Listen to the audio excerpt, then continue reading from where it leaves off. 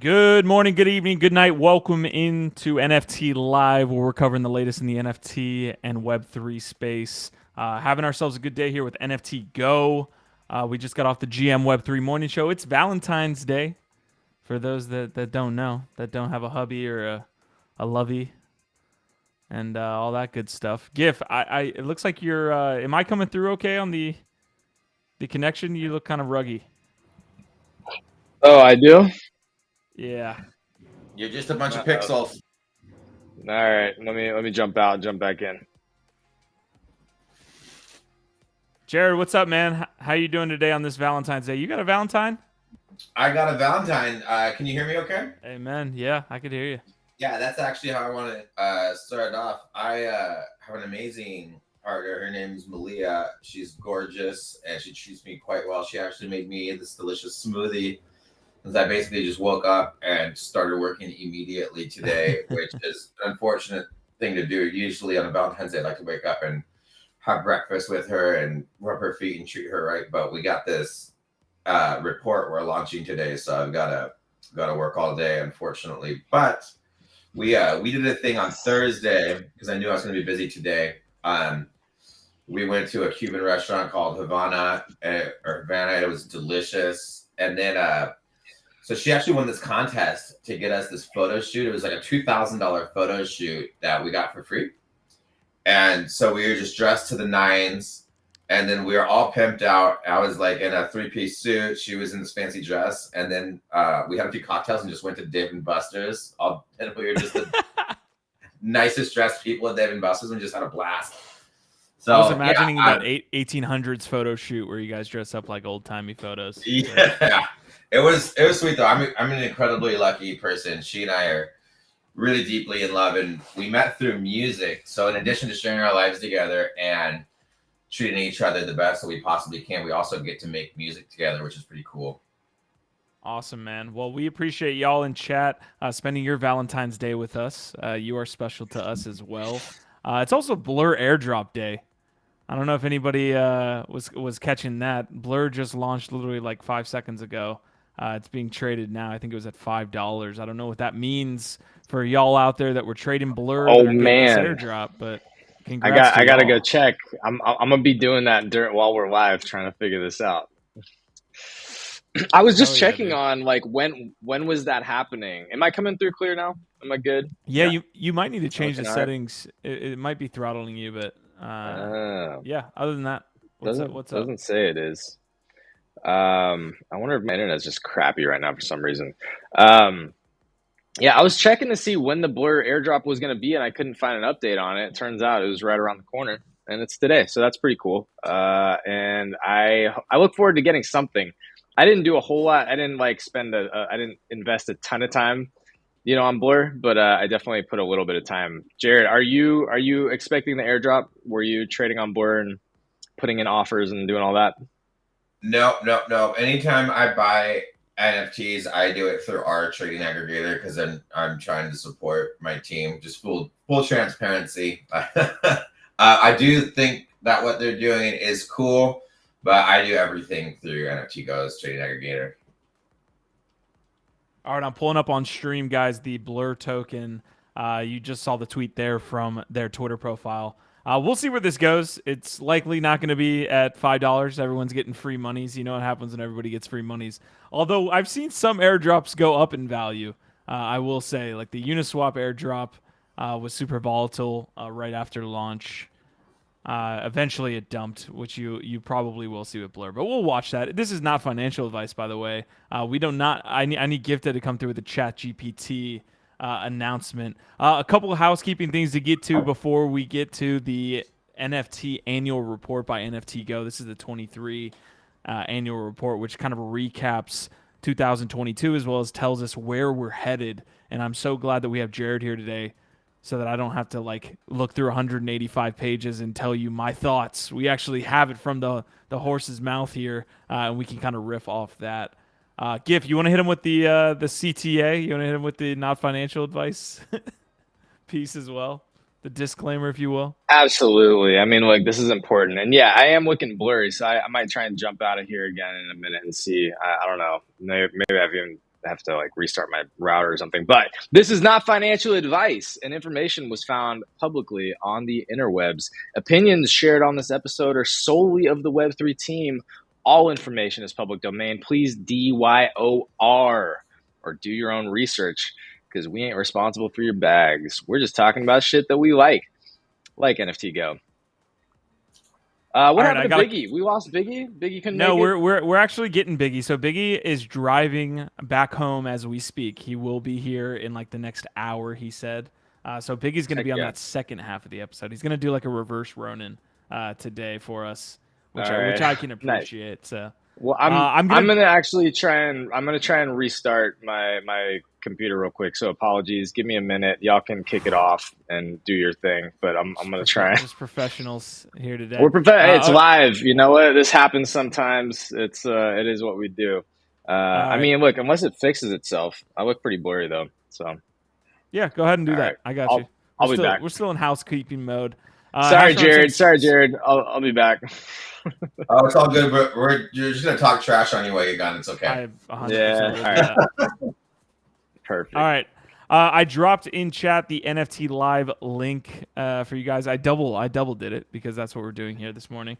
I'm gonna show this up on my screen real quick. If you could help get the word out, like, retweet, comment on this tweet, it would really help us get the word out about the episode today with NFT Go. A couple other housekeeping things. I was on Stash's channel last night. So Crypto Stash is a prominent Web3 gamer. We had a pretty good time. I'm going to try to pull up. Of course, I get the ad. All right, I'm going to try to pull up this link here so you guys can see that. I was on with a few other individuals along with Crypto Stash, ADOM. It's always a good time checking that out. So I'll drop that in chat as well. We're always talking Web3 gaming on that channel if you want an update. Stash does a great job. And then, of course, we have Web3 Denver that we will hit as well. I'm going to test a feature for y'all in chat real quick because Restream is the app that we use consistently on this channel. And they release features here and there. So what happens on your screen? I don't know if you're on mobile or your desktop. If you're on mobile, I'm wondering if this populates instantly where you can click on it and it takes you to our website. So that's not going to take you to some phishing link or anything like that. It's taking you to web3.life, which has the information about Web3 Denver. I could get in a couple other spots for y'all too. There you go. It's beautiful. Thank you, Restream. And it links into the chat. Okay, I'm learning here. Yeah, I'm on desktop and it popped up right for me. Okay, awesome. Gifted joining at an important part in this episode. What's going on with Web3 Denver? Hit me with it, and then we will get into the NFT Go Annual Report.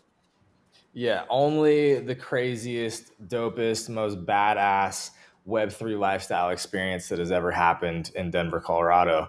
That's it. It's 2 different locations across the whole week that we are programming and curating an amazing an amazing program of artists, creators, projects, some of our favorite people, some of the most awesome builders and top builders around the space, all coming together to just create an awesome community event that takes place across multiple days, multiple venues.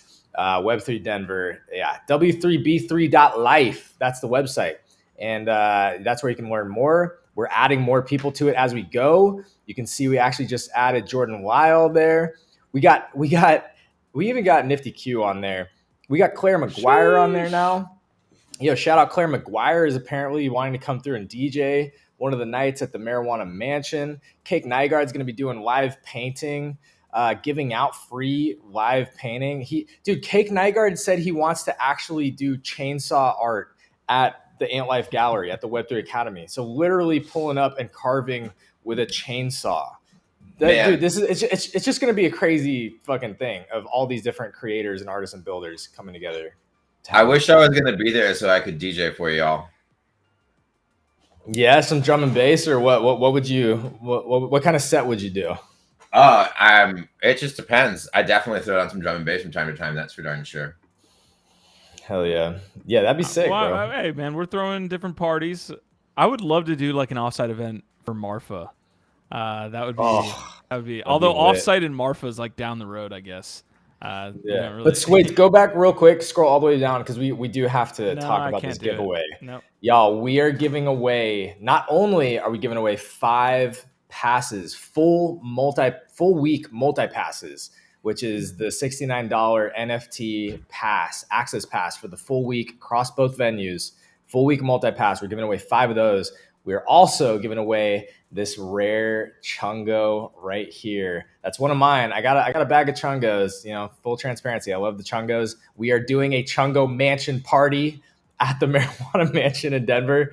And so to help celebrate, we are giving away a rare chungo and 5 full week passes. So that is at the bottom of the website, w3b3.life. Get in on that while you can, if for nothing else other than to take one of my rare chungos out of my wallet. I love the term multi-pass. It brings up good memories of one of the greatest movies of all time. Absolutely. Lulu Dallas, multi-pass. Amazing. That is a great movie. We got to put her on there. Multiple times a year in this household. Hell yeah. That's why we're friends, Jared. That's why we're friends. All Birds of a feather. There you go. All right, so we are going to get into this NFT Go annual report. I want to get into the Blur airdrop stuff as well. There's a couple other things happening. The CNN report on Bored Ape Yacht Club, we will let's touch on this annual report first. Let's dive in. I was actually going to say I've been in spaces all morning, and I need to run to the little boys' room real quick. So we'll talk about the Blur airdrop for a second, and I'll be right back. Okay. Well. I won't be talking about the Blur airdrop. Marty McFly will be talking about the Blur airdrop because my man has already dropped the Etherscan link in our group, and I'm assuming. I mean, he's been all over the Blur information. He was trading friendship bracelets on the Blur platform for a while, so I'm assuming he's filthy rich right now. Is not going to. Marty probably just got a bag, y'all. I'm just saying, if you need some financial assistance on Valentine's Day to get some nice gifts, some roses, some chocolates, hit up Marty McFly in the DMs, see what he's cooking with, because I bet he's got a whole bag of Blur right now. And I'm jealous, frankly. I don't know what I got, but I know I did not spend as much time on Blur as Marty did. So I'm sure it's not. Drop some information. Zoo NFT is here. I'm gonna get to the chat here in just a second. We do have a full episode of NFT Live, like we just said. Biggie Poppins, I believe, is joining us around the hour 15 mark. Hopefully we get him in. If he doesn't show up, he's on the road. We already know he's getting after it for the network all the time. So we will just see him tomorrow. Couple other guests that we have on this week. Jessica Yatrofsky, I believe, is showing up on Thursday to talk about her latest partnership with OpenSea. She's a big friend of the channel's. Can we pull that up? Dude, big news. She literally just broke big news on GM Web3 on our Twitter show. This is huge because it came out of some other big news that she broke in our show that went viral. That was wild. That forced Coinbase to respond about what they were doing and how they were pausing support for their artist programs and their projects. And coming out of this, so real quick, this is a really big deal. As y'all know, Jess is a friend of the castle, friend of the show, part of this tribe, someone we love very much, one of our co-hosts on GM Web3 regularly, an amazing artist and cool person. So we got to celebrate this. Basically, she was strung along by Coinbase NFT as one of their launch partners, one of their artist partners for over a year. And then, Coinbase has been kind of not really transparently shutting down service for this program that she was supposed to be launching through, not sharing that info with artists, continuing to string them along. They were still launching some projects without even supporting them properly, like really not good, not a good way to communicate or treat your partners. And she basically came on our show a week or two ago, put them on blast and said, hey, Coinbase, when are you going to let people know, let your artists and partners and your collectors know that you're basically, pausing your NFT platform and your launchpad? And within like an hour or two of announcing that and it going viral from our room on Twitter, Coinbase NFT had to come out and publicly make their first statement about it. And, it's not a good situation. She, it's opportunity cost for her as an artist. She wasted over a year trying to work with them, hoping that this was going to work out as a partnership. But she's turned that into a big W, a big win here. And because that went viral, she got attention. She got written up in CoinDesk. OpenSea reached out to her and is now launching her on their platform. So this is a huge win. It's a big platform. Obviously, say what you want about OpenSea, blah, blah, blah. It's still one of the biggest marketplaces. And to have our friend getting a partnership and launching her new project there very soon on February 21st, I believe. That's a really big deal.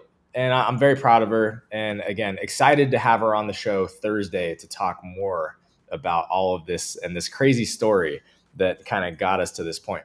Yeah, a bunch of great guests on the channel this week. We had Avagachi yesterday. Of course, we're about to talk with Jared with this annual report. We also have Jordan Lyle, who's working with Brian Brinkman on the release of levels.art on Thursday. So it's like this gamified mint, essentially, that you'll see. So they're like these little mini games that go along with a mint.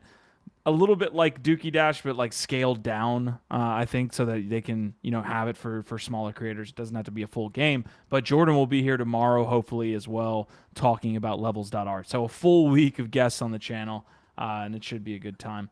All right, so I don't think any of us like traded heavily on Blur. I definitely did some trading. I was into that platform. That token is basically going live today. We'll be tracking the price, and we will see what happens. Obviously, it's a free airdrop for a lot of folks that were, incentivized to trade there. Does Blur, have a successful marketplace post this huge, 12% of the supply, I think, is being dropped to traders at this point?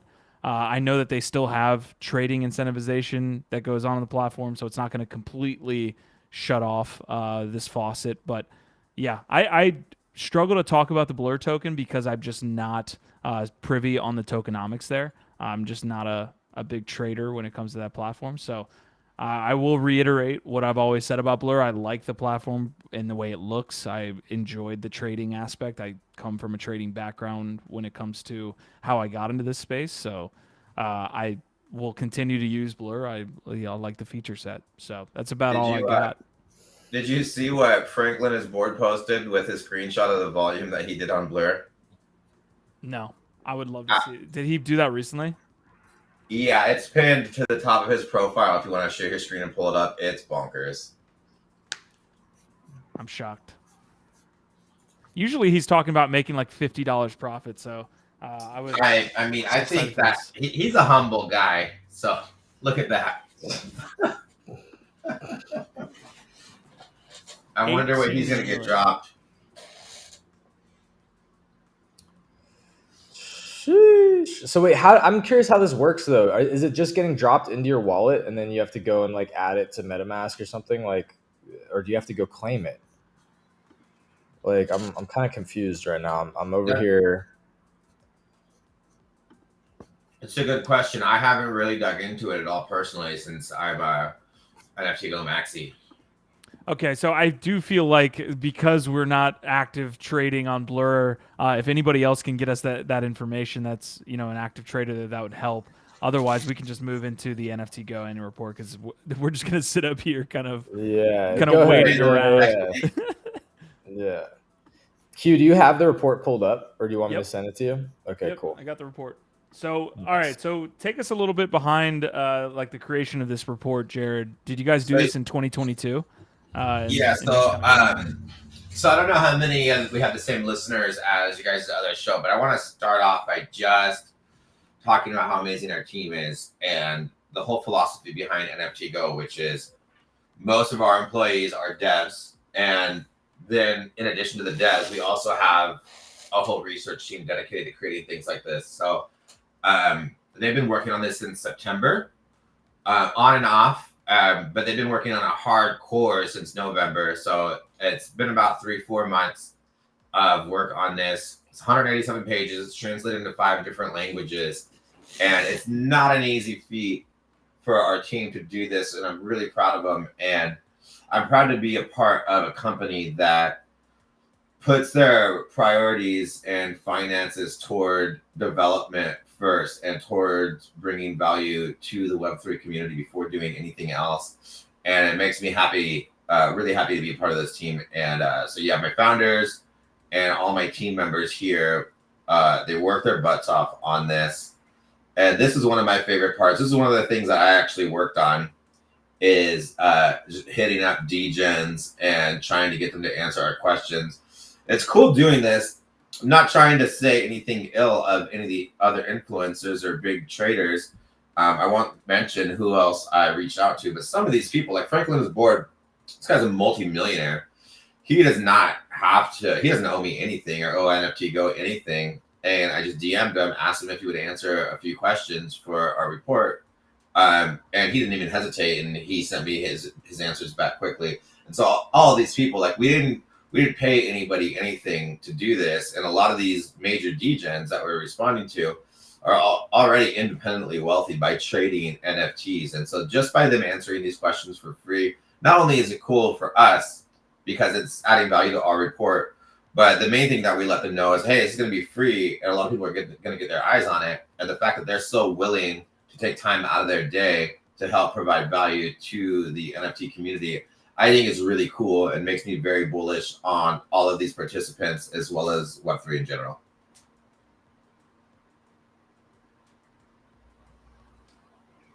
All right, I'm looking at this report here, and I've got it pulled up for everybody on stream. How did you break up the report? And I guess we can start at the first portion of the report, past the quotes as well. You do have a who's who kind of on here that are speculating. Biggie Poppins just joined us as well.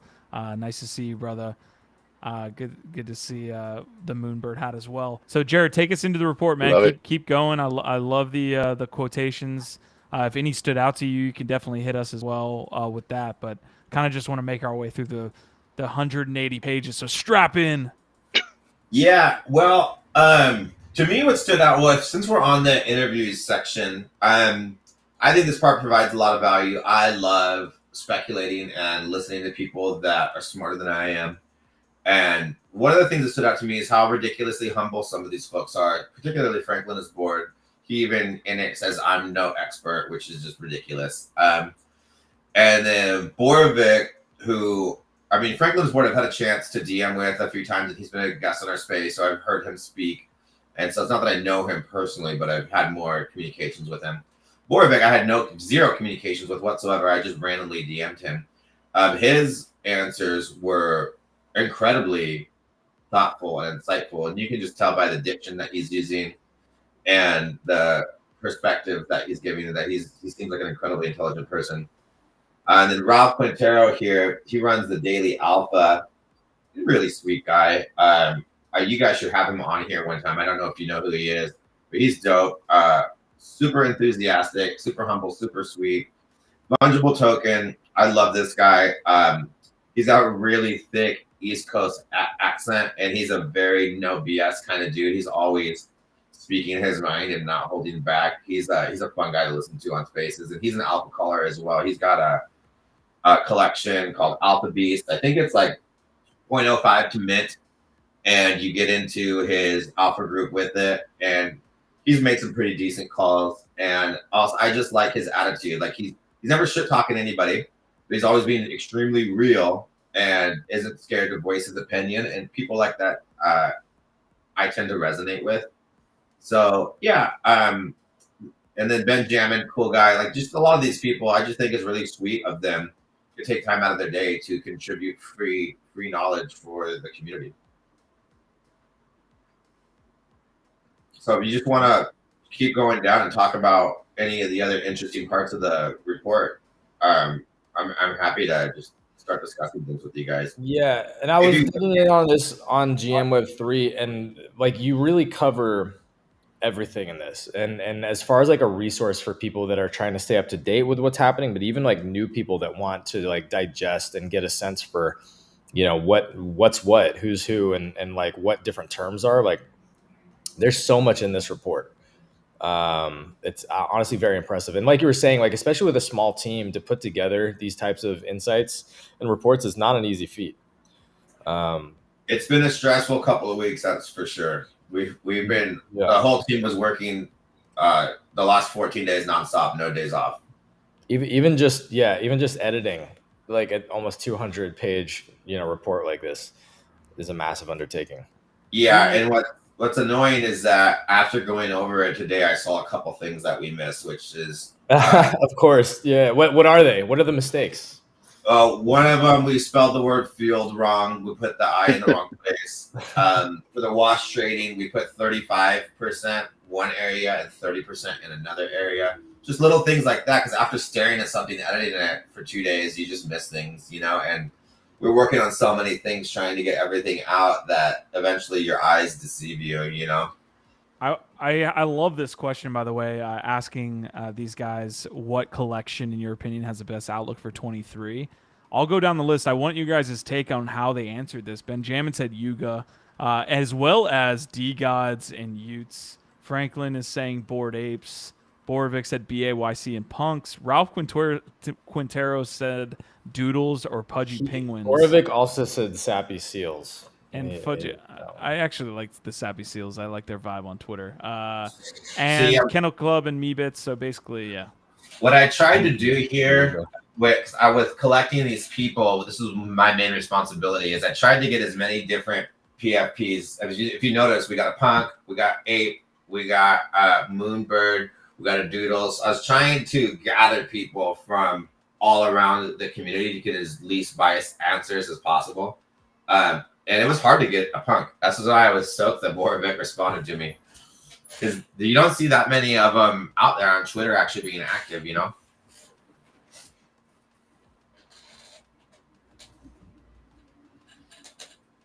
You just scrolling, Q? Yeah, I mean, I have other co-hosts here that can ask any questions they like. Whoa, definitely hit that up. Yeah, Biggie. I don't know if you've seen it. Maybe we can. No, forward it brother. to you. I literally just walked in the door and it's like homework, motherfucker. Well, this is something. This is I something think that honestly it looks amazing, though. I love that you got all these different points of views. I can't wait to dive in. I'm literally in the process of downloading it as we speak. Nice. Yeah, it's gonna take you all day probably to really read all of it. I love it. This is something we might be covering for the next couple of weeks, like just digging into different parts of it. All right, so I've made it past the kind of interview section, which was long in and of itself, and I want to get into that. But directly following the interview section is what happened this year. So just a recap on 22. Again, I know it's a big report. It's going to be tough to kind of summarize all that stuff, but in the best way possible, this section of what happened this year, what's the biggest takeaway? Well, just first of all for this section, so just depending on how many people of our listeners are degens or just getting into it, after you get into the interviews, the NFT key events, and after that we have the NFT ecosystem overview. I think these sections particularly is a really good way to share this document with some of your friends that haven't gotten into NFTs yet or have just gotten into it, because there's so much news to stay up with, and this is such a constantly evolving ecosystem that keeping up with everything is super difficult. And if you want to be sitting in a space or learning about something and people are speaking a completely different language than you are, you can sort of use this as a cheat sheet to catch up with the times. So I recommend sharing this with people you're trying to onboard, or with people that have been recently onboarded, just so they can sort of catch up with the times. I think it's laid out in a pretty easy to read way. But the things on here that stuck out to me for this year, I mean, I guess the things that interested me, I don't know. It's hard to say what really got me excited. I mean, all the big brands joining in 2022 was cool. Starbucks, Reddit, what Yuga did in December was cool. It's really difficult for me to just say one thing, but I just think this thing overall is a good cheat sheet for people who don't spend their whole day on Twitter or Etherscan like us nerds, and you can just sort of get a cool, quick glimpse of what's been going on in the ecosystem lately. I actually like the visualization you added here, and I'll open it up to the chat as well as my co-host here up on stream. And Jared, I would love to get your take, maybe in a lightning question format for you guys. But 2022, I'll ask what was the biggest moment. And I think I'll agree with Franklin's board. I think it was the other side mint. That was such like a ridiculously FOMO induced event. It happened 6-8 months ago at this point, so I think people have short term memory, but it was a really gigantic a time in the space, and it also led to I think that like a local top. Prices were basically down from that mint. A lot of shit got burned, so I think it's the other side. It also removed all the liquidity in the market, and thus created. Well, I mean, the bear market was going to happen regardless. But if you look at the data, almost directly after that other side market hit bottom, maybe within a week or two, right? And then you saw a little dip up a few weeks later with Goblin Town, but that was the beginning of the end. And another thing that I think was so important about that is the gas mistakes that happened there, and how big of an issue that can be. I mean, how much money was spent on gas that day, right? It was like $80 million or something. No, it was 180, way more. Yeah, it was almost 200 mil. It was a night. So okay, for me, a couple things. Definitely other side. The free mint meta in Goblin Town did stick out to me as like an interesting thing that was going on.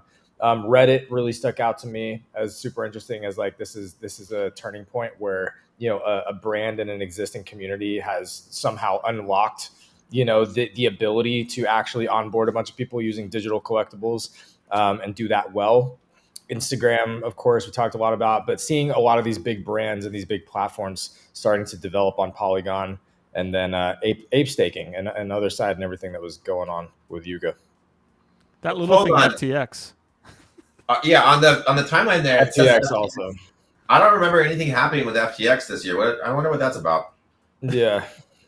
What is, somebody could look into that for us? Great. Apparently they're still liquid. I don't know. Some spreadsheet screenshot FTX that I saw on US, Twitter apparently said they're still liquid. Yeah. According to a Google sheet. Biggie, biggest moment of 2022. Well, I'm fond of my Moonbergs, and that was pretty big. I enjoyed that a lot.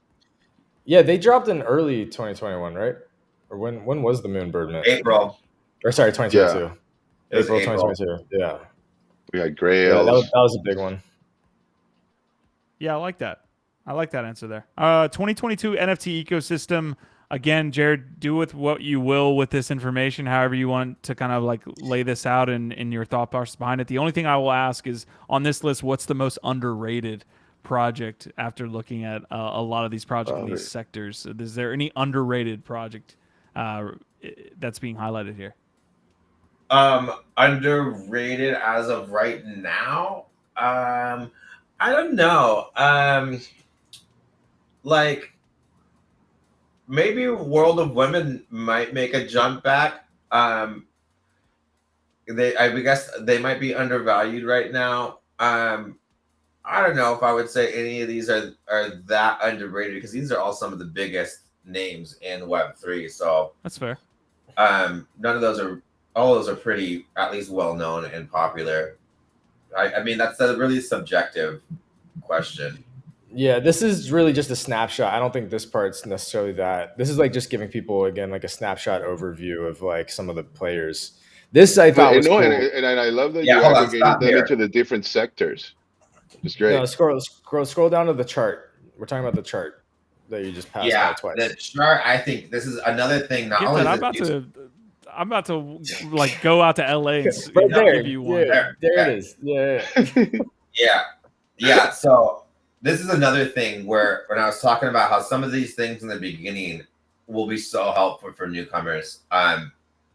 This chart right here, for someone who's trying to get their head wrapped around what the heck Web3 is, this is the start. Yeah, I was scrolling through and stopped here because I was like, oh, this is awesome. You got it all laid out, showing how they all work together and give some examples. Like this is a great tool for somebody learning in the space, and even for us that are trying to update our own knowledge.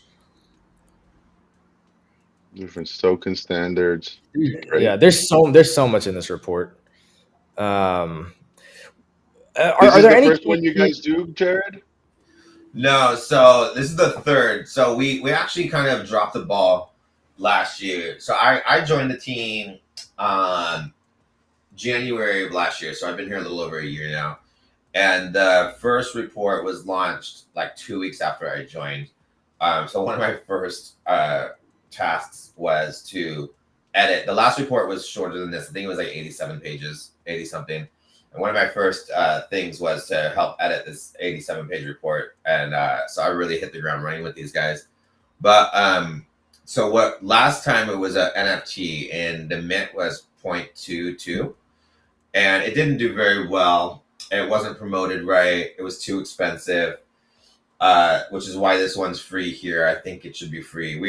The company is really just trying to figure itself out at that point. I think we have a lot more of an identity now and are really embracing the free data much more, and that's who our brand is. So it's kind of a weird move to want to push it, but they're just trying to figure out how to monetize, and that wasn't one of the ways. And then we did a semi-annual report that was released in August or September. I forget.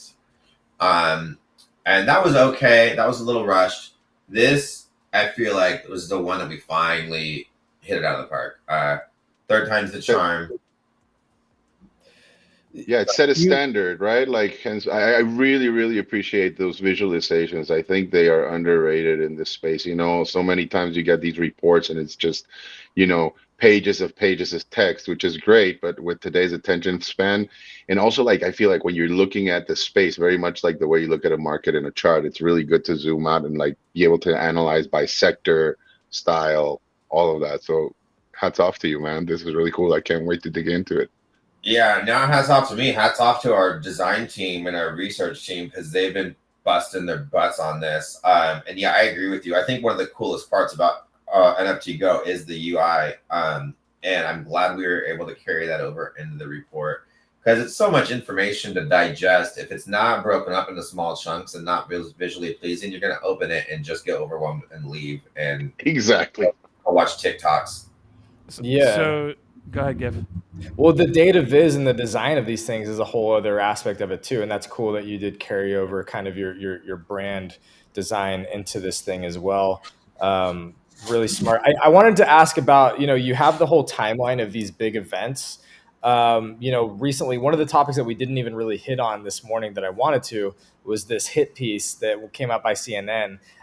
Did we play that? I think we might have played it on the show. If not, I wanted to ask you, Jared, about, first of all, what you thought about the CNN Hitpiece, if you saw it, that they just published on Bored Apes and NFTs. But also, do you see NFT Go getting to a point where you can kind of track live catalysts like that and how they're affecting the NFT or the crypto market or something like that, instead of kind of looking back in this retrospective way at the big events? How long is the piece? Can we watch it? Because I haven't seen it. Yeah, we can watch it now. Let me pull it up. I had it scheduled for later in the episode, but give me 10 seconds and I'll be able to pull it up. Yeah, I'm curious if this type of thing has an impact on do people start flooring apes, because CNN airs a piece like this? Yeah, because I've heard about this, but I haven't had the time to watch it. I have been ridiculously busy with NFT Go stuff lately, and that's kind of one of the downfalls of being a part of a company like this. Is I work a lot on the SEO back end side, and sometimes I get so lost in that and just other front end stuff like this that I can't even stay up to date on all the news, which is not always easy with Web3 because it's constant. All right, I've got a CNN article as well, or a CNN video, but I also have a CoinDesk piece that I wanted to show related to this, which was that Gordon Goner came out, and this was around the same time. I don't know if the CNN piece came out right before or right after, but they're essentially within 2 days of each other. This is from Gordon Goner, Wiley R now. He said, setting the record straight. The article goes on to talk about how they're not Nazis and how a lot of the things that they're talking about, maybe even in this CNN hit piece, is kind of bullshit.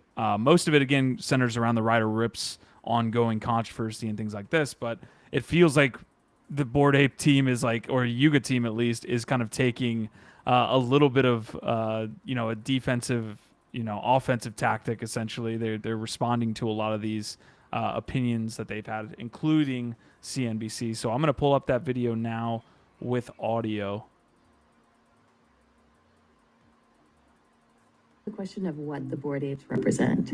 Some show apes in so-called hip-hop clothes, a pimp coat, a gold grill, a bone necklace, a prison jumpsuit. Record executive and crypto enthusiast Dame Dash pointed out that monkeys are an old racist trope. If you are racist, like, guess what I'm gonna do? I'm gonna get black people to love monkeys so much that they gonna buy them, and they gonna go to something called an ape fest, and they're gonna like it. Wouldn't that sound funny? It would be. No, that's happening. More accusations circulated online, like in a video viewed over 1 million times, that Yuga had intentionally referenced memes from racist forums on the troll site 4chan. There is a video going around on the YouTube showing how Bored Ape is actually racist. And actually, as I look at the sketches of Bored Ape, they are kind of racist.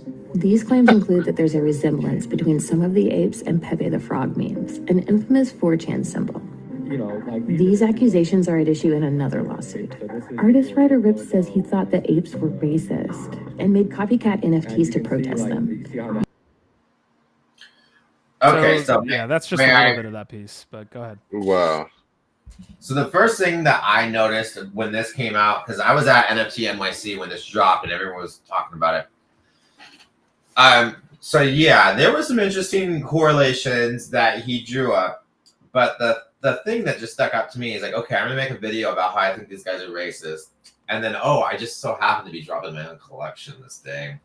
I'm sure I have no financial motives in doing this. I'm definitely not just trying to pump my bags, that's for sure. That was my first thought. And secondly, it's just ridiculous, I think. And I think he's going to get crushed in this lawsuit.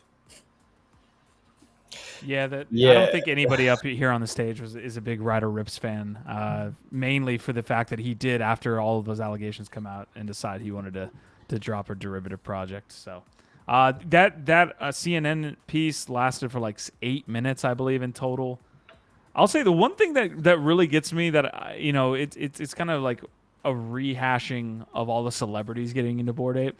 The Gwyneth Paltrow one gets me. Like, that's the one where I was like, maybe they did go a little bit too far in trying to give these celebrities these Bored Apes so that they could, obviously promote the collection, all this stuff. And I'm just like, yeah, Gwyneth Paltrow probably was a step too far. It felt like Jimmy Fallon got involved with like a clean slate and all this stuff. But some celebrities, I'm like, what actually went down there with MoonPay and a lot of that stuff with getting these celebrities their apes.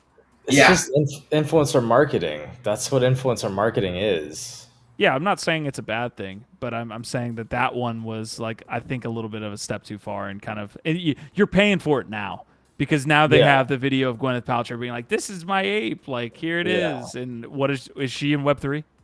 No. I agree. Going after people that were not like in Web3 or even remotely interested in it is kind of maybe a bridge too far, to your point.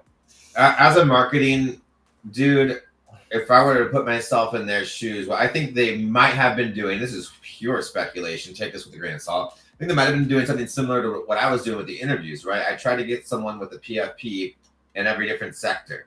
And so maybe they're like, okay, we're gonna get hip hop artists, we're gonna get a person who has A target market, person who has B target market. So they got people from all over culture to hopefully create that bridge from Web 2 to Web 3 and as many different areas as possible. That could be the only thing that would make sense to me. But you were right, it would have been much more intelligent to actually go for people that are committed to Web 3 and actually understand the technology. But I think I understand what they were doing. And I mean, not everything they've done has been great, but in terms of founders and how collections are being run, they've been doing overall a pretty darn good job. Yup.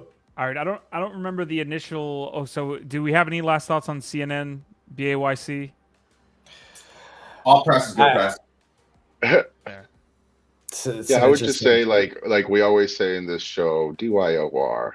Not just in crypto and everything, right? Unfortunately, we live in an age of short attention spans, and people don't like to go deep into certain subject matter, including the news. And it's a known fact that people like to grab onto narratives and twist them and, take a particular angle to, run with whatever point of view they're trying to promote. But I think that in the end, it's really falls on the individual to do their own research, right? And make up their own decisions. If you're going to let CNN or other media tell you what's cool with what isn't or what you should be getting into, you're going to just be wrecked all the fucking time. I have to say one thing that stood out to me over the last several months, and this seems to be just an expansion of this situation, is that like Vice News and Vice Media I used to look up to what Vice was doing. I used to kind of want to work for them. I used to think that they were doing like really edgy, out there gonzo journalism, like, the real truth seekers that weren't doing like the mainstream media shit.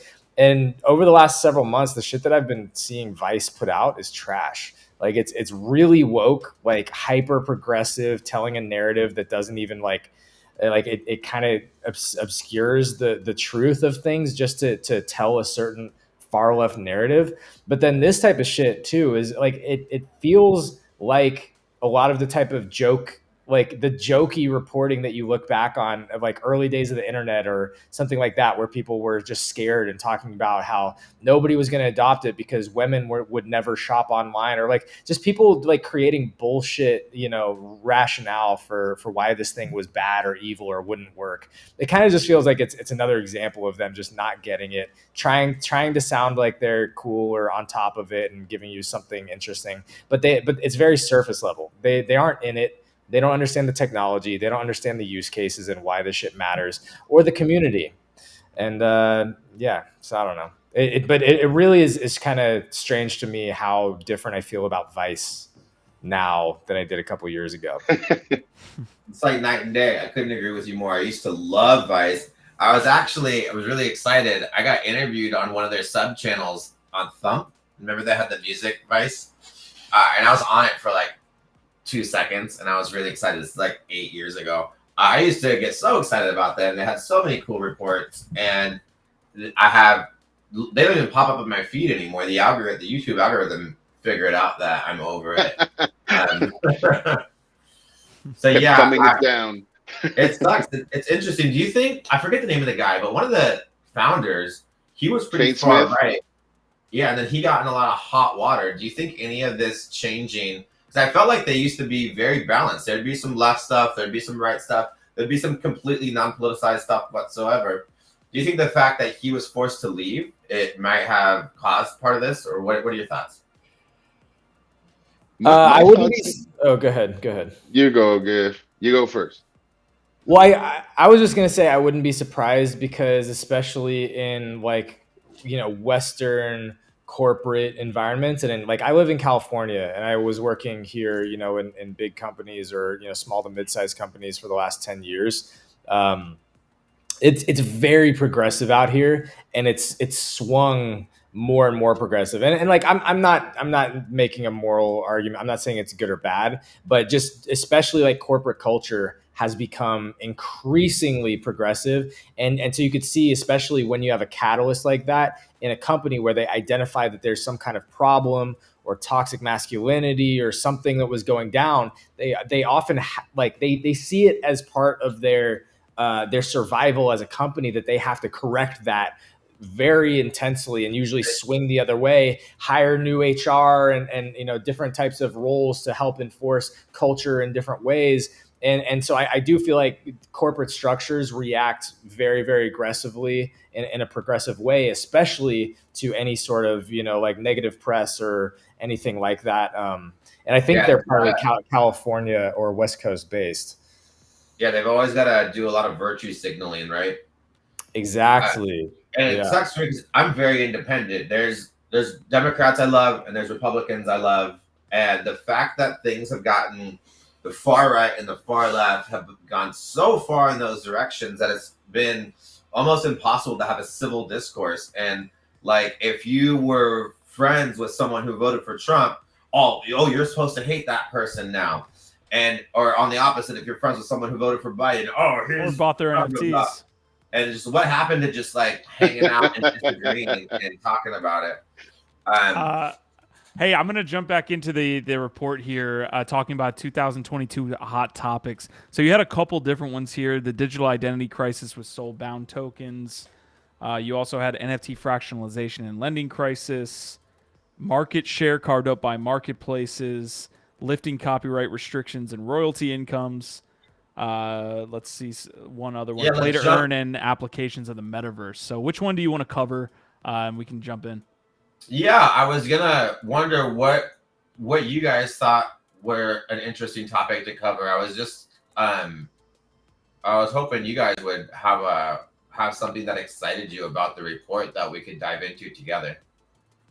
I mean, I am interested to learn more about fractionalization and lending because I haven't really dove into either of those things myself really yet. Like I haven't really, collateralized any of my NFTs to like borrow money. I haven't really gotten into fractionalizing too much other than I think I own a fraction of a couple of things on Rally. Other than that, I really haven't gone deep on either of those things. So yeah, are there any insights or things that you think are particularly interesting that you found on either fractionalization or lending? Yeah, I'm trying to navigate to the fractionalization page. What page is it?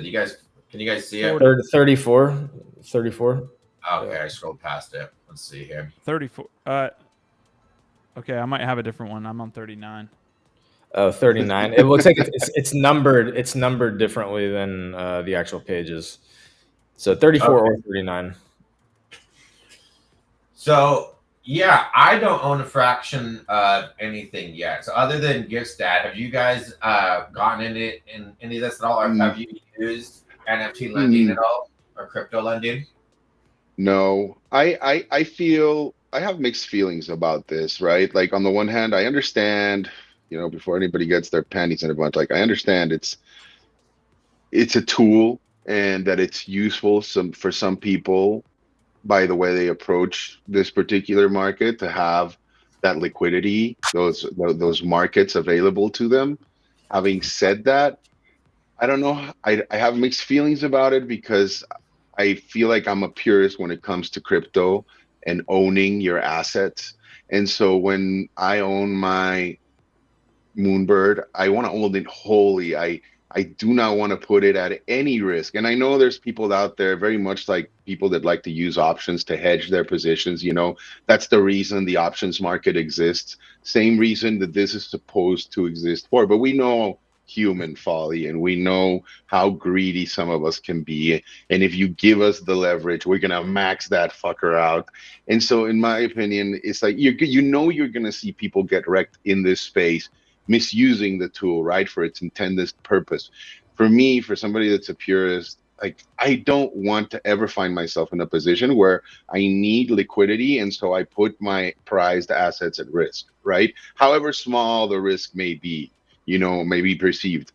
And it's just very strange to me that in a world where we talk about self-sovereignty all the time, be your own bank, hold your things in a cold ledger, these things exist now. Like I understand when it's like, I guess, DeFi tokens and Bitcoin and Ethereum that you're hedging with, but when it's like the NFTs, it's so bizarre to me. And I'm sure there's somebody out there with a much more eloquent argument onto why they particularly need this or want to use it.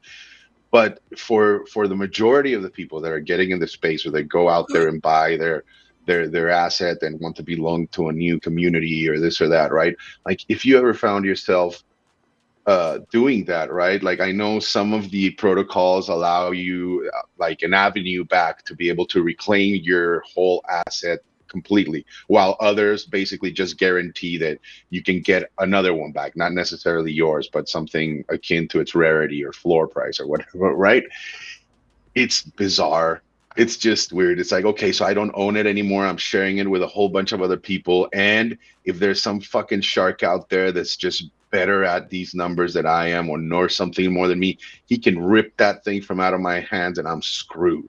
So I don't know. I don't fuck with it at all. I think it's great. Like you're not going to stop it. I'm not trying to put a dent by all means, like do feels it. like But just it feels like Biggie is a perma bull. So when you're holding something, you're essentially longing that asset.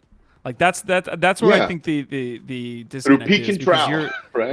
what you're trying to do is hold long term. So if you're holding a moonbird, you're long a moonbird.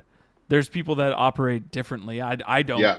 fuck with the fractionalization pieces, but they look at the asset differently. They're saying, hey, I want to maybe short this moonbird. So how can I do that? Well, I can get the liquidity out and spend it on something else. And I don't want to get into the Which weeds, comes but with its risk and the it's reward, right? yeah. Q. And if you can, you're well versed in that space and you trust the smart contract. See, that's the thing. Like you just start talking about, it's like, okay, risk reward, smart contract.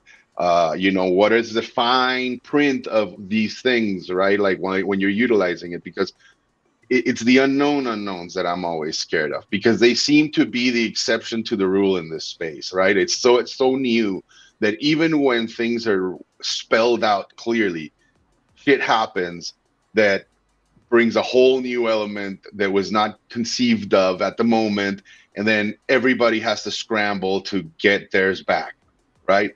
It's like, I just don't want to do that. Like, to me, it's like, okay, if you want to short that moonbird, like, I don't know, like figure out a way to do that with your ETH, or with Bitcoin, to express that same sentiment with a different asset class. Like, to do it specifically for NFTs, I guess you've got to be like one of these super well-informed people on every collection that you get involved in, and you have a very clear thesis onto why you feel like it's a good short, or it's a good, time to get some liquidity from it. And I know there are people out there that have very clear thought process when they execute these trades. I just happen to believe that it is literally less than 0.5% of anybody in this space. Everybody else, you don't know what the fuck you're doing. You're gonna get, so you most probably you'll get fucked, or you'll get lucky, and good for you. But I don't want either of those two outcomes. When I go into the NFT space, I'm longing that asset. I want to be a part of the community. If not, I'll just sell out of it, even if it's at a loss. I'd much rather do my trading with ERC20 tokens. That's all. Can we hop forward to page 104? Because I want to look at the top 10 most profitable addresses, and we can see like what are the big traders pulling in.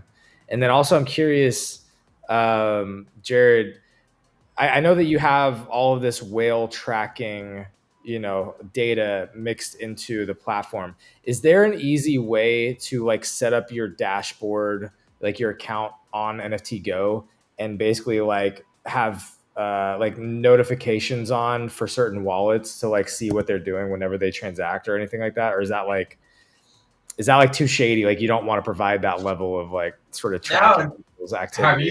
Have you created a watch list yet? No. So you do have watch lists. I have not. Bro. Okay. So yeah, I don't like to connect my wallet and show what's on my wallet while I'm sharing my screen. So if you pull up NFT Go in a new tab. Jared, you could share your screen as well. Did you want to do that, or did you want me to pull it up? I'd rather not. I got a bunch of sensitive stuff here right I can do it. Yeah. I'm happy. You're following our wallets. I get it. He's got spicy content. He's got a bunch of weird Valentine's content that he doesn't want people to see. Let's look at all the Chungo whales GIF. I want to see who the biggest Chungo whales are. So you see right there, it says watch list. So after you connect your wallet, there you go. No, I'm just gonna let him connect his wallet.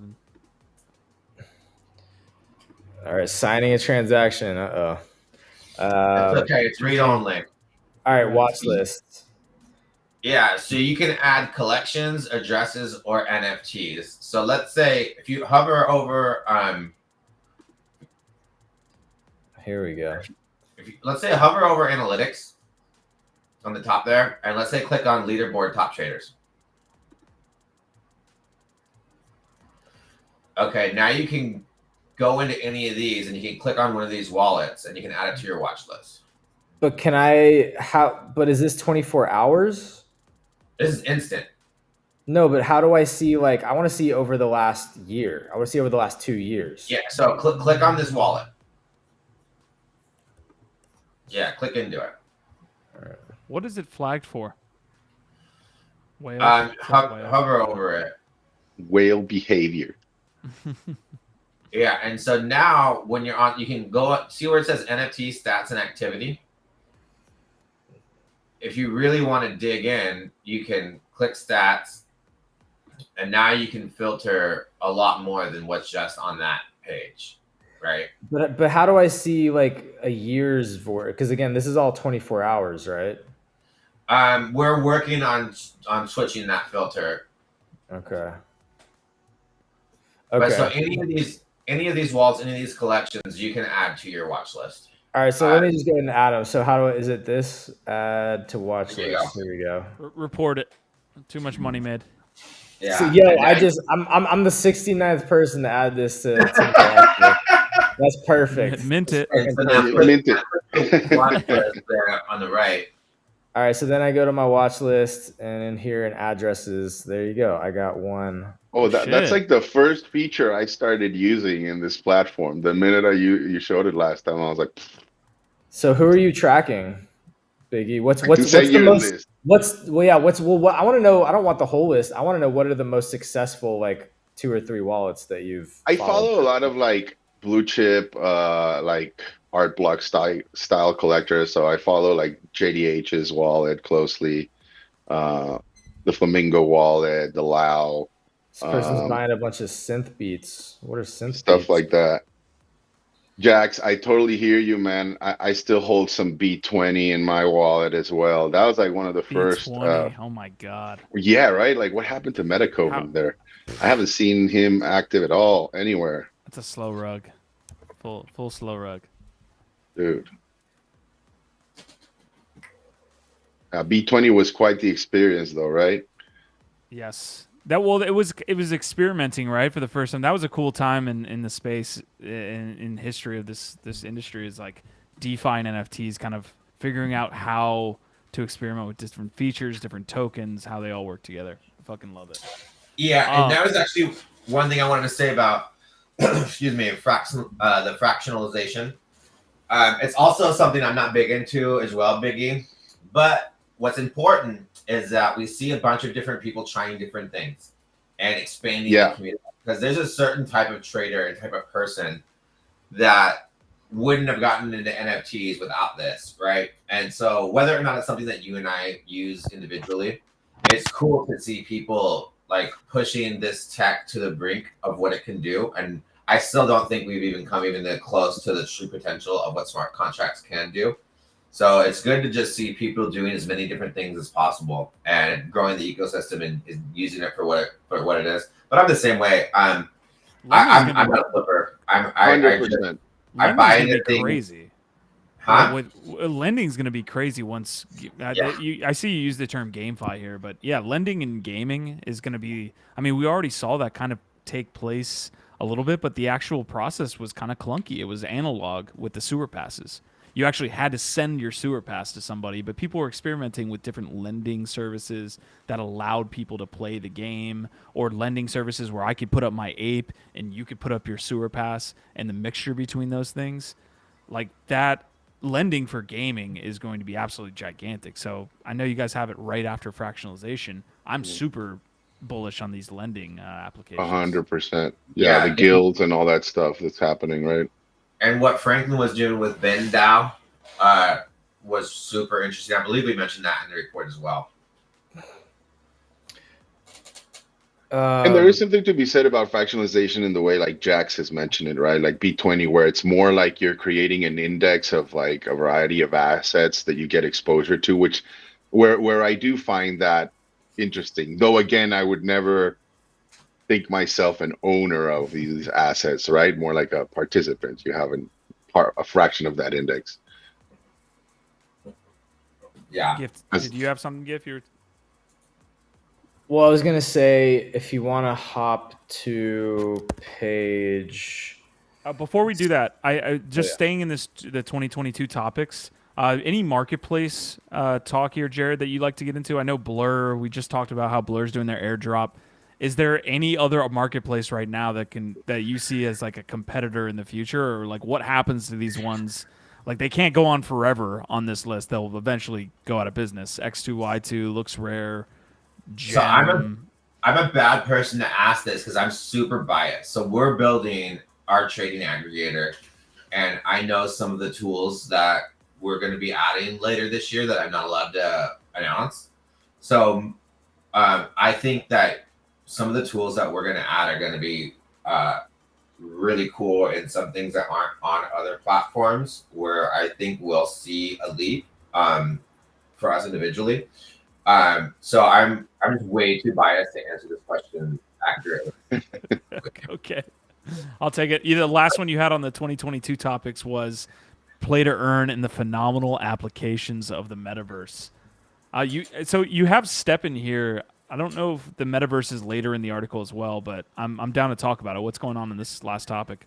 So Steppen's been interesting. I've actually I've watched some videos. I thought about getting into it, but I haven't. So to me, for play to earn hasn't quite been dialed in yet by anybody, including Steppen. Axie Infinity was doing really well for a second before they got hacked. I actually read a really cool article about someone in the Philippines that was able to buy a house for his mother and a house for himself based on the profits that he made from Axie Infinity, which is amazing. And I mean, house is there. So what to me, what's fun about crypto and Web3 is sure it can be life-changing for us. It's been life-changing for many people that have already wealthy or that are in wealthy countries.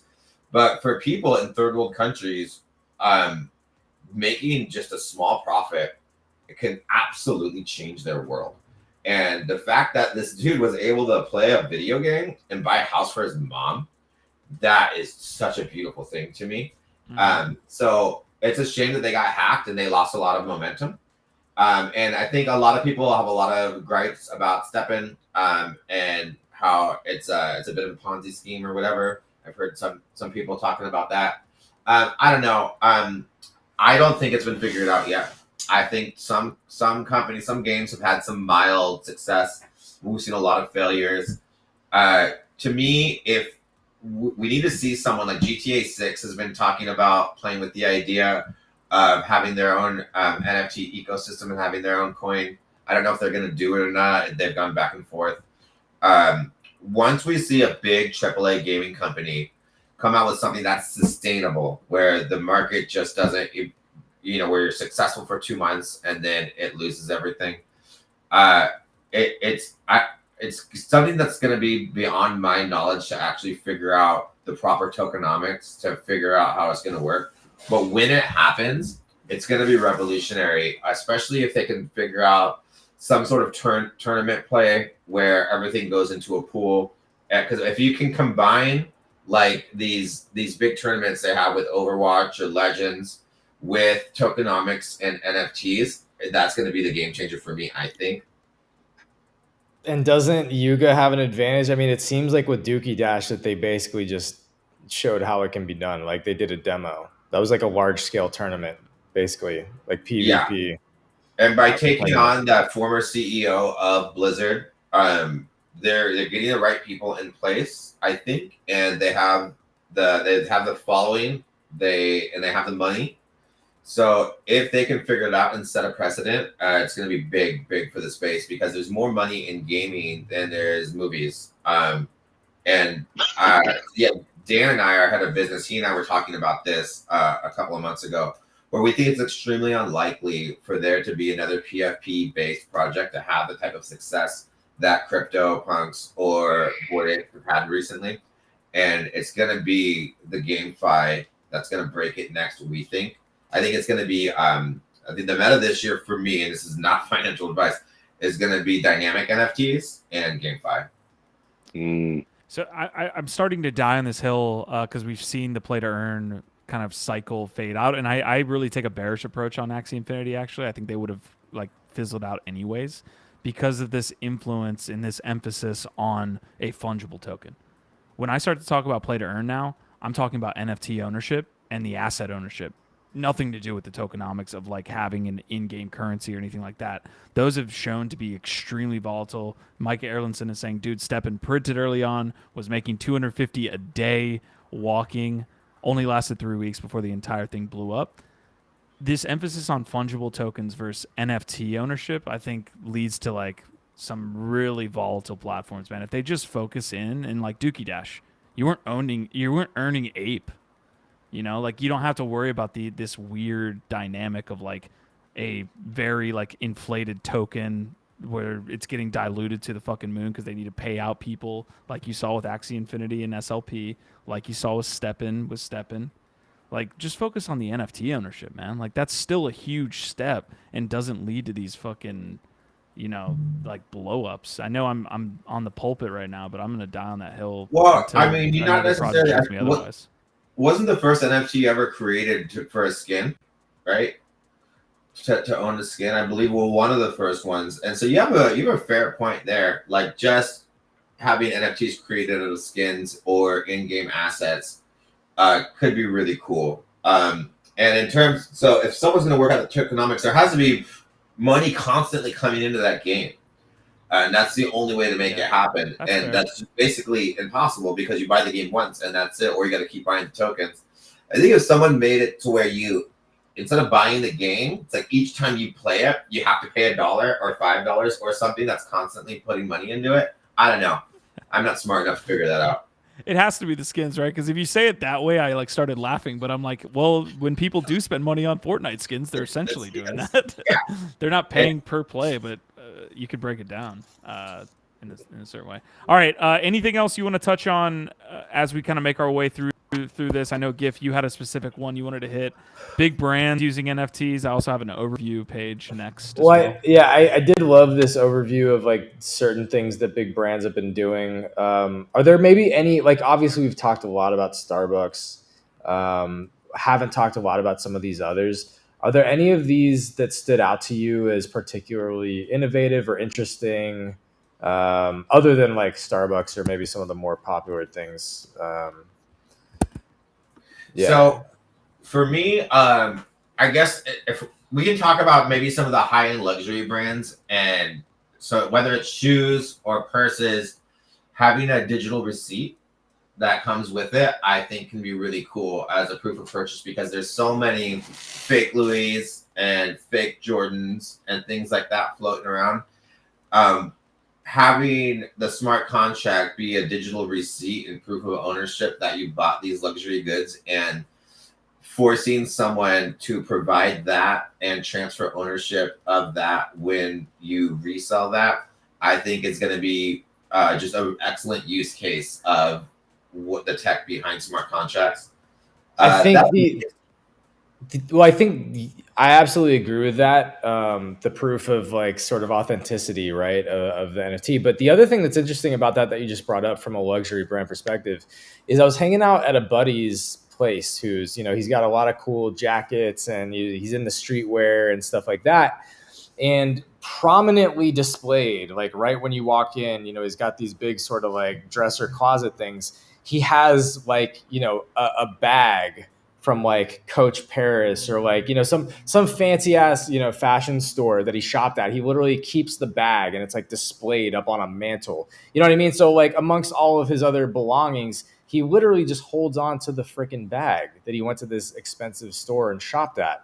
And I think that that's kind of an interesting thing. It is the identity, the status symbol when you do go to, a Gucci store in fucking Paris, or you spend a bunch of money on a, really high end fashion item. Like you do kind of want the accoutrements or like the proof and like showing off these things in different ways. And I think the NFTs can also fill in that sort of position of like, hey, not only do I have a receipt that shows authenticity, but it's like I can display that I shopped at some really expensive high-end retailer or got some really crazy collab.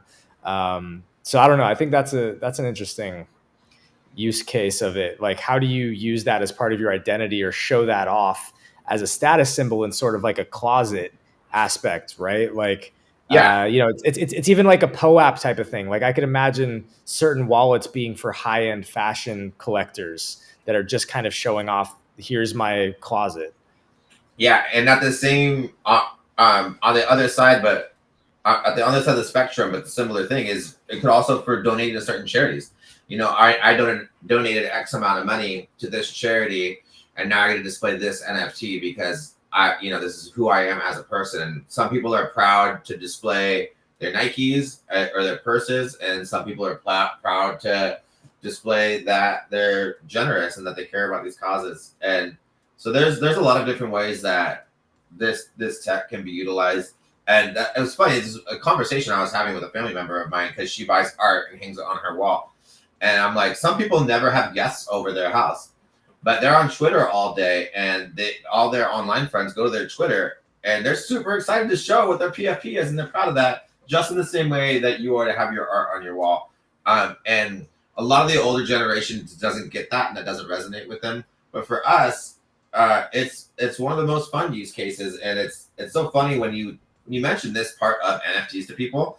It's laughable to some, and to others, it just makes so much sense. It's like, yeah, obviously. Yeah, to my dad, it's laughable because he doesn't give a shit about his Twitter profile. It will be interesting to see with like metaverse adoption when people are starting to like digitally go to people's houses or things like this. I know that even sounds laughable, right? Because we don't do that right now. But if we ever get to the point where we're doing that, well, digital items will be displayed just like you see digital items or physical items today. So just get a $3,000 Apple headset and then come hang out at my on cyber apartment, bro. It's gonna be fucking lit. No, but you were actually saying, Jared, on GM3, you were saying that you use what, Showtime or Big Show? What's it called? One of those apps to hang out. It's called Big Time. So yeah, Big Time. I got my Oculus or my Meta Quest, whatever you want to call it, and so one of my buddies, he lives in Oregon, and he's a doctor. He's got a couple of kids, so he has zero time to go out and do anything. He doesn't really have much of a life, but he and I are both super into basketball. I'm a big Laker fan, and he's a big Blazers fan. So anytime they play each other, we hop into the metaverse together, and it's really cool because you can, you stream the game. So he streams it from his computer into the app. And so we're watching the feed together at the exact same time. The audio is coming direct in. And then we can also talk to each other. And you can like throw popcorn at the screen. You can throw tomatoes. You each have your avatars. You can just talk trash to each other. I love it. And eventually, as the metaverse evolves and NFTs get into each other, it'll be fun to sort of maybe buy some sort of Lakers NFT, or maybe I can buy a Lakers jersey in there. It would be more even fun if I could if they could be dynamic, and I could buy a Blazers jersey and just write derogatory things on it and then hop into the space just to F with them. Things like that are fun for me because they're engaging, right? I'm all about engagement, things that I can get my hands on. Those things are going to be so obvious. When they happen, those things are going to be so obvious. And people are going to be like, well, this is just how it's always been. It's like, well, we were kind of talking about that before it was a thing. Yeah. No, but sports, again, I've said this a million times, sports NFTs are going to be huge. And I think that that's a real use case, is like the metaverse wearables of your favorite sports team. This is actually a great segue. We missed a golden opportunity to do the NFT Go bag check here on NFT Live with Jared, but this always comes up. We kind of go past it on like the daily basis, right? Because it's not too relevant on a daily basis. But I'm interested because it comes up in the article in the 23 recap here of market cap based on different sectors, right? And PFPs obviously take up a huge proponent of that. You were talking about potentially gaming, which I love you for doing that. I'm a big GameFi and whatever we're calling Web3 gaming these days proponent. But what other sectors do you see like really popping off here over the next year? Eventually, it's going to be music when someone figures it out. So if you just think of, it's always my personal bias. So what do I do personally? I really like movies. I make music. I listen to a lot of music. I like games. So those are the things that are going to resonate with me, and the things that I'm going to spend the most time learning about. And we have the new Rihanna NFT that released where you get 0.003% of the royalties or something like that. When someone figures out how to do it, so Blau's tried it, a couple of the people have tried it, but so I've used this example before, so I apologize if I'm repeating myself. I don't know if we discussed it last time I was on, but so to me, if someone figures out a good platform that's similar to Kickstarter for musicians, and so let's say let's say it's the 70s, right? Or whatever. And there's a band that could be as massive as the Rolling Stones or Justin Bieber or whatever.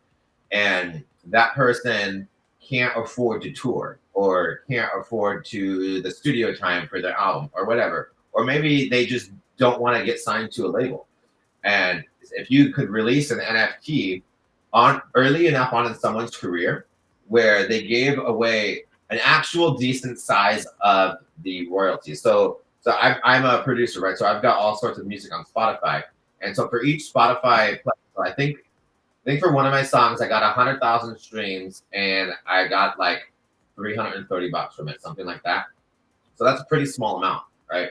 And I'm not on a label, so I'm getting everything myself. So that's not having to share it. So like if you're doing the Rihanna NFT, you're just getting 0.03% of what she gets. That the label's gonna get theirs first. All these other people have pieces of the pie. But if you can get an independent artist early and who's actually giving away like maybe 5% or one, at least a whole percent to 50 different people.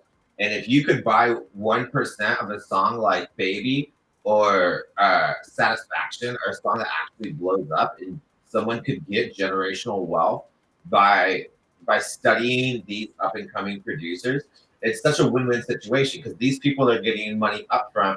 Now they can tour. Now they don't have to be restricted to the confines of a label, and they don't have to sacrifice their artistic integrity to make a label happy. And at the same time, someone can actually make real money off of that.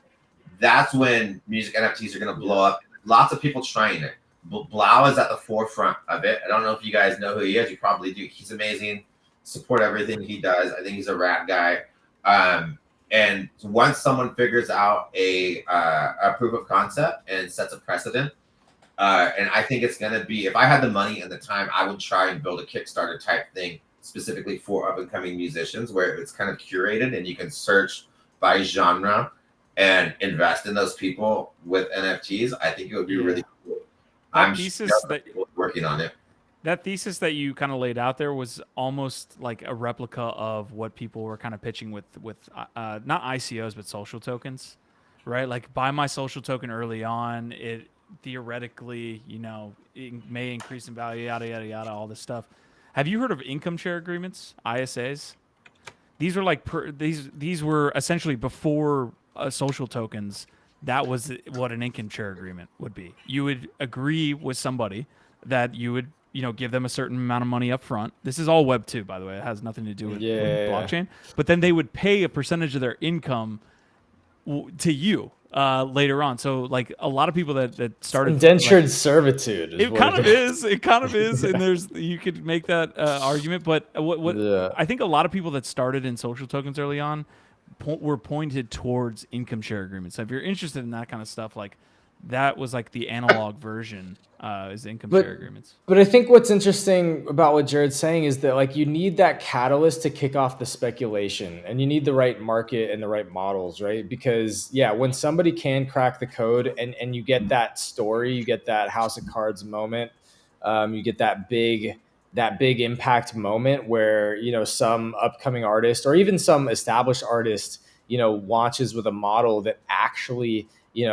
people got in on a song that does really well, and then they make a bag from that. That's going to be a massive story. That artist will go down in history, and that will become the new model that everybody starts riffing off of, just like in the hype cycle meta.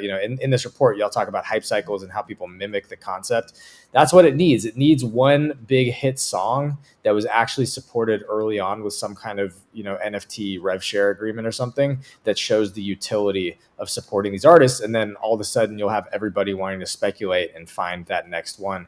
Just like what happened with Bored Apes. Like when Bored Apes took off, everybody started saying, oh shit, I need to go find the next Bored Ape. Think about the amount of athletes, right? Because I'm not an artist, but I love sports. Like think about the amount of athletes that never make it to pro sports because they don't have any money.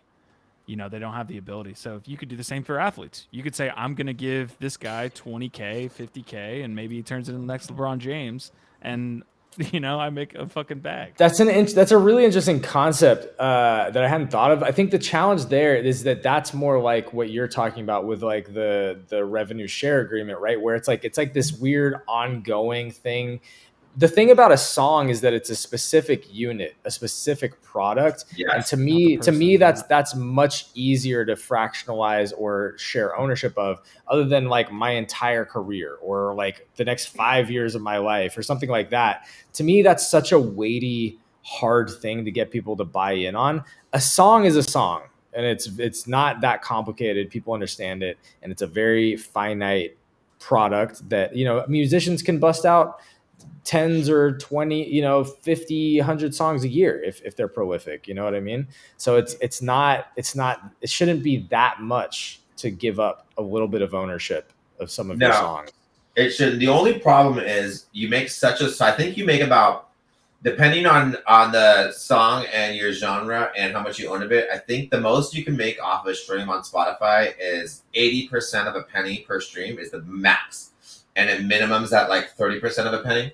So in order for someone to make a bag, that song needs to get like 100 million plays, right? Which is, I think, gotta be a banger. It's got to be a banger. For sure. That's why the Blau one didn't work out. Blau, with his NFT, he actually, through the NFTs, gave up 100% of the royalties of that song. He didn't keep any of it. So like Diplo and some of these other guys, they're only giving out 10% total. I think some people like 50% total. He gave away all of it.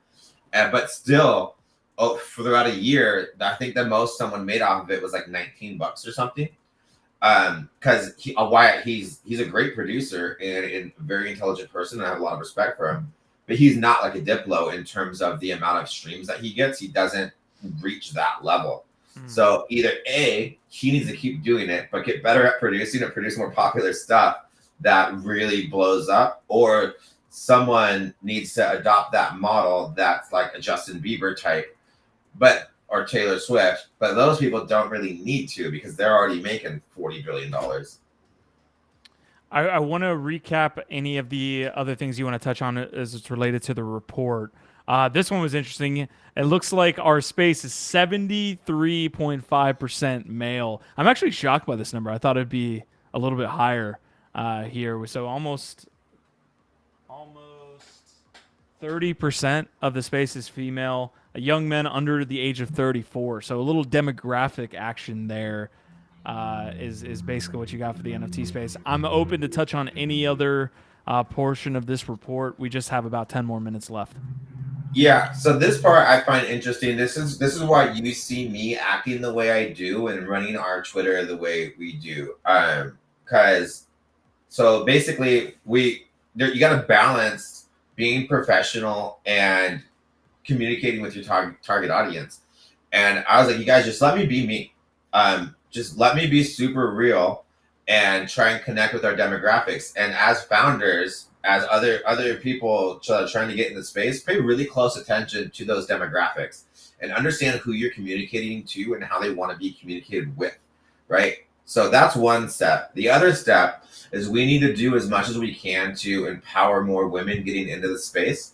I love inclusivity, and if you know an intelligent, enthusiastic woman trying to get into the space, do your best to support them. And because there's a lot of sexism that happens in this space. I've had women on our spaces that just get nasty DMs regularly that just get treated like trash. So if you want to onboard people and you want to help grow this community, have compassion to people that are getting persecuted and people that are getting crapped on, because not everyone is a good person, and a lot of people disrespect women, disrespect people of color, disrespect older people, and they're going to hate on them and they're going to send them angry DMs. And it's our responsibility to embrace as many different members of our community as possible and to help lift them up. So just as we're trying to lift up young traders and to help them make informed decisions through our data, we need to lift up minorities, people, whether they're trans, whether they're female, whether they're a person of color, or whether they're just old. If there's someone on an outside area trying to get in, I go a little bit more above and beyond to try and embrace them and try and give them a platform, because I know how difficult it may be.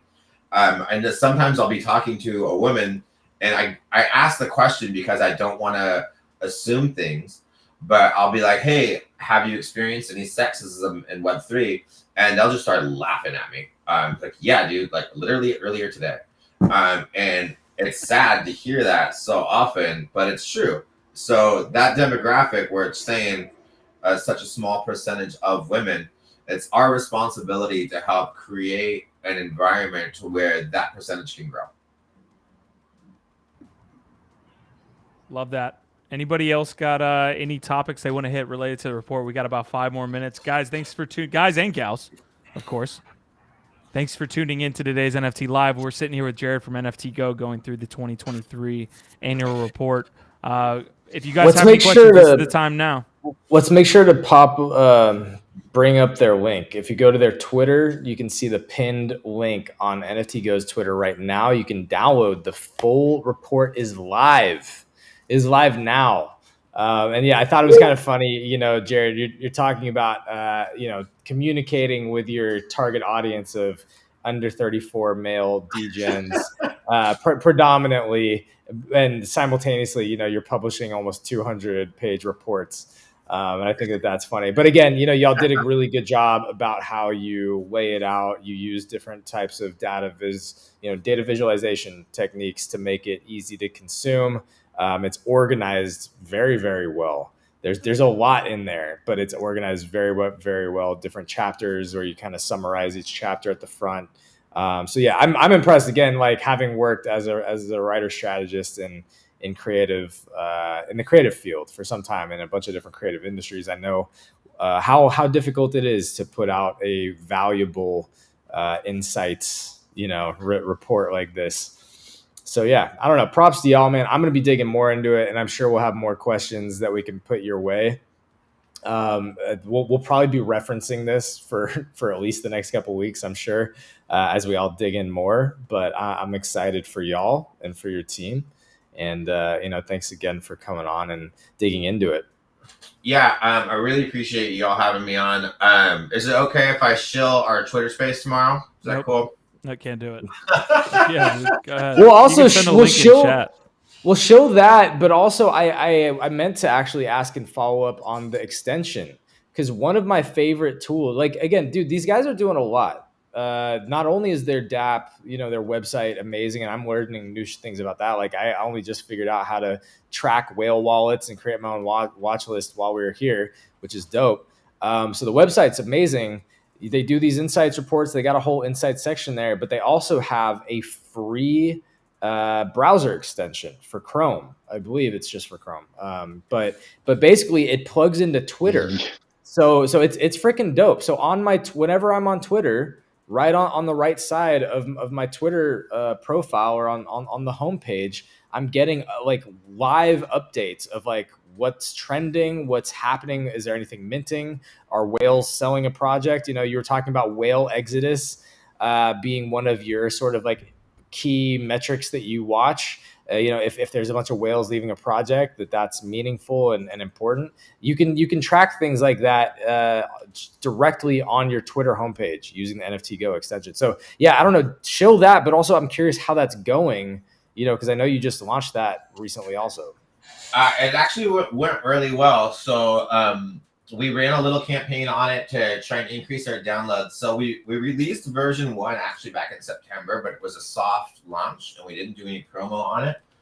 Just because that's kind of like how a lot of companies do things. It's how just to make sure there's no bugs and everything works well, because we don't want you to install it and have it ruin your Twitter experience and then hate NFT Go forever.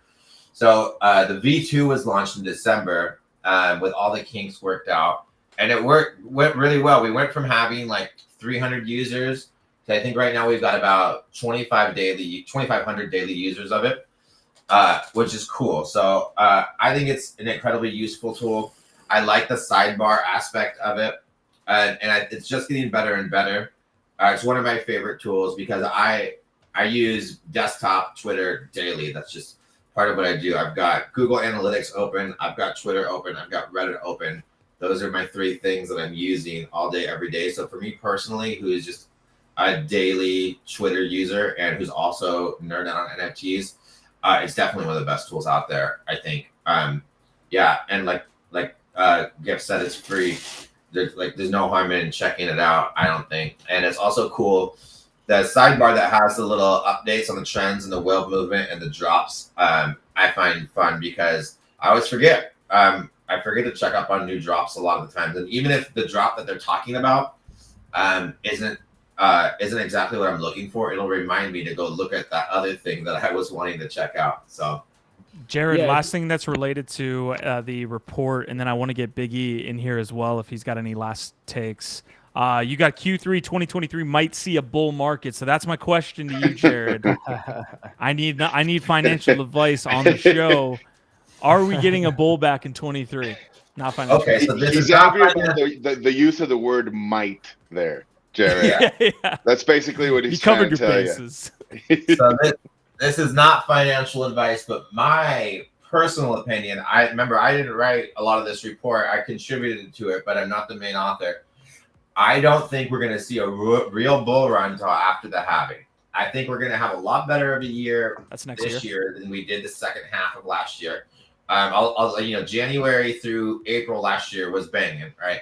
I don't think anything this year is going to be quite there, but this year I think is going to be much better than the second half of last year. We're going to see some steady ebbs and flows with maybe some mini bull runs here and there throughout the year, but about 60 days after the halving is generally when bull runs start. So if I were you, I would do a little research on halving and the correlation between bull runs and the Bitcoin halving. Facts. And there's a lot of data on there. And so for me personally, not financial advice, I'm picking up some NFTs that I believe in, that I'm holding long term right now for a cheap price. I'm picking up ETH and a few other altcoins, and I'm not throwing crazy money anywhere. But right now, I'm just trying to stack, and hopefully after the halving, we'll see another bull run, and we'll get rich. Not financial advice. I could be stupid, but that's what I'm doing. Thank you for not saying happening there. So I appreciate you, Biggie. A last take on the report, or last thoughts in general on the episode. I appreciate you driving as fast as you possibly could, Fast and the Furious style. I didn't have to drive. Like I got the flat fixed pretty quickly, and man, I love hanging out here. So what was I gonna do? No, Jared, I totally agree with you regarding bull market until the halving. I not only do I think that's probably going to be the case, but I'm hoping that it is, so that it gives us more time to build and accumulate and stack, as you said. Having said that, also, I've gotten tremendous benefits from using that tool, that extension that we were referencing earlier. Believe it or not, like I like to curate my timeline as much as possible, right? And like know who's following me and who I'm following back.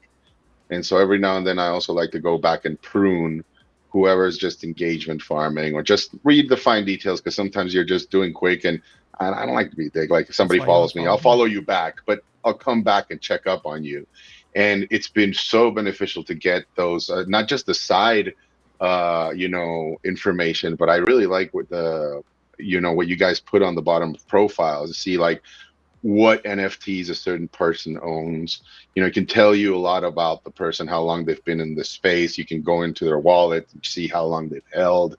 And so I do like to sleuth a little bit on like people I follow or might want to follow, or if I feel somebody makes a great comment, but I want to know, if it's just not like a one-time deal, or know what they're talking about. Go into their profile. It's great that you have their, how many blue chip NFTs they're following, what their P&L is like, and you can sleuth further, right? Because I think it's very important. Shows your P&L on your Twitter profile.